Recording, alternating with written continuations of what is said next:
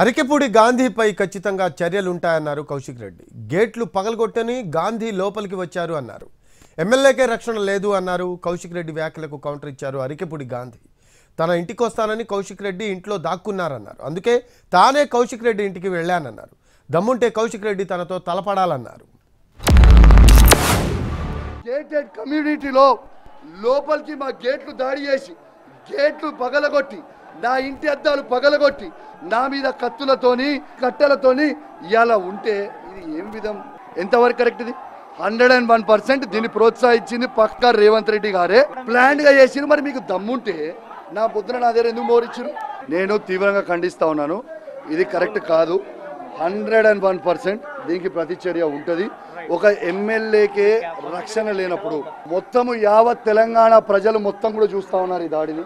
ఇవాళ కౌశిక్ రెడ్డిని హత్య చేసే ప్రయత్నం చూస్తూ ఉన్నారు. ఇవాళ మొత్తం తెలంగాణ ప్రజలు మొత్తం కూడా గమనిస్తా ఉన్నారు. నా ఇంటికి వస్తా, జెండా ఎగరేస్తా.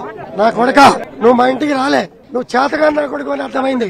నీ ఇంటికి వచ్చా నా కొడుక, దమ్ము ధైర్యం ఉంటే బయటికి రా. అరే దమ్ము లేదు నా కొడుక, ఇవాళ 11ంటికి వస్తాను.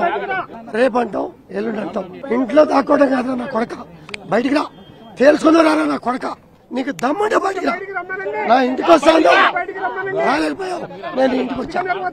బయటికి రా నా కొడుక, దమ్ముంటే బయటికి రా.